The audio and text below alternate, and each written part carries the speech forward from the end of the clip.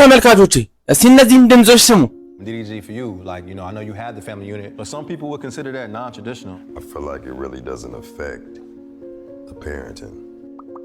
You know, if you speaking on oh yo, I thought እዚህ ሁለት ድምጾች የሰማችሁት ሁለቱም የወንዶች ናቸው። ነገር ግን ትልቅ ልዩነት አላቸው። ጎርናና ወይም ዲፕ የሆኑ ድምጽ መኖር በራስ መተማመን ከመጨመር ባለፈ በሰዎች ዘንድ የበለጠ ክብርና ትኩረት እንድታገኝ ይረዳል። ዛሬ በዚህ ቪዲዮ ውስጥ ድምጽን በአጭር ጊዜ ውስጥ እንዲጎረንን የሚያደርጉ 10 ሳይንሳዊ ሚስጥሮችን ይዤልህ መጥቻለሁ። ለክላስ ላይክ፣ ሼር፣ ሰብስክራይብ በማድረግ አካውንቱን ሰፖርት ያድርጉ። ቪዲዮ መጨረሻ አብራችሁን ቆዩ። መጀመሪያውን ስናይ የአካል ብቃትና የቴክኒክ ልምዶች ናቸው። እሱም የመጀመሪያው ማጉረምረም ይባላል። ድምጽ እንዲወፍር በየቀኑ ማጉረምረም ተለማመድ። ይህ ልምምድ በዲያፍራም ላይ የተሻለ ቁጥጥር እንዲኖር ያደርጋል። እሱም ከፍተኛ ድምጽ እንዲጎረንና የተሻለ እንዲያደርግ ያደርጋል። የወንድነትም ስሜት እንዲሰጥ ያደርጋል።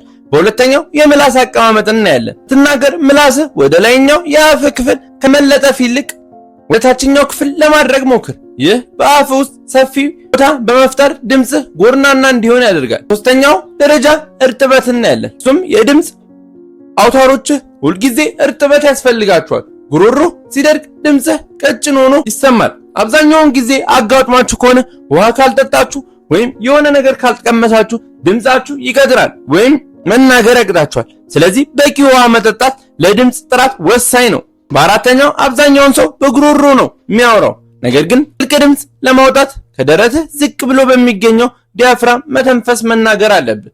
ስትተነፍስ ደረትህ ሳይሆን ሆድህ እንዲለጠጥ አድርግ። አምስተኛው በአፍ መተንፈስ የድምጽ አውታሮች ሊጎዳና የመንጋጋ ቅርጽን ሊያበላሽ ይችላል። ሁልጊዜ በአፍንጫህ ለመተንፈስ ጥረት አድርግ። ክፍል 3 እና የጡንቻ የሆርሞን ዝግጅት እናያለን። ክሪፕቶ በአፍህ ይዘህ ለ5 ደቂቃ ወይም ለ10 ደቂቃ ማንበብ ወይም ማውራት ተለማመድ። ይህ የንግግር ጥራትህንና በቃላት ላይ ያለህን ቁጥጥር ይጨምራል። ሰባተኛ የአንገት ጡንቻዎችን ማጠንከር ነው። ድምጽ አውታርን የያዙ ጡንቻዎች ድምጽህ ቀጭን እንዲሆን ያደርጋሉ። አንገትን ወደ ላይ ወደ ኋላ መለጠጥና ማሽከርከር ጡንቻዎች እንዲጠነክር ያደርጋሉ።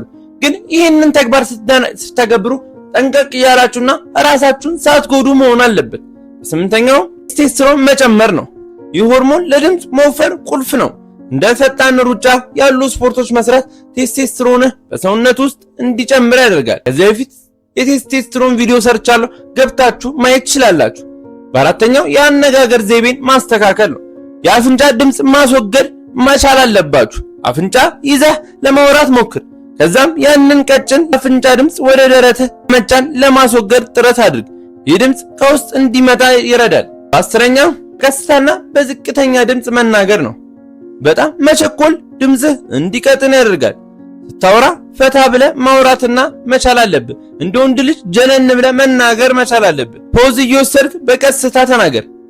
ይህ ንግግር በንግግር ላይ ሙሉ ቁጥጥር እንዲኖርህ ድምጽህ የተረጋጋና ጎርናና እንዲሆን ያደርጋል። እነዚህን ተግባር ስትተገብሩ ሁሌም በራሳችሁ መተማመን መርሳት የለባችሁ። በራሳችሁ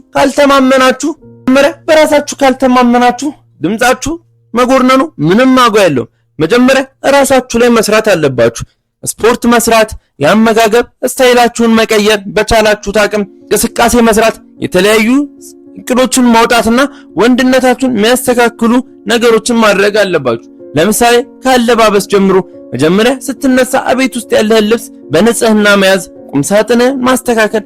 አለባበስን ካስተካከልክ በኋላ አመጋገብህን ማስተካከል አለብህ። ከዛ በኋላ በቻልኩ አቅም በሳምንት 3 ስፖርት መስራትና ሰዎች ጋር ኮሙኒኬት ማድረግ።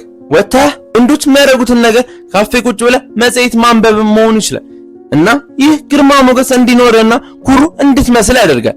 ሰዎች ብዙውን ጊዜ ኩሩ ወንድ እናያለን። ይህን ስናይ ግን የዕለት ተዕለት ተግባር ሆኖ ነው፣ ተግባራቸው አርገውት ነው አሁን ያሉበት ደረጃ የደረሱት።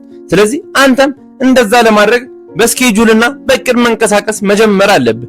ማታ ስተኛ ነገ የምታደርገውን ነገር ስኬጁል አድርገህ መተኛት አለብህ።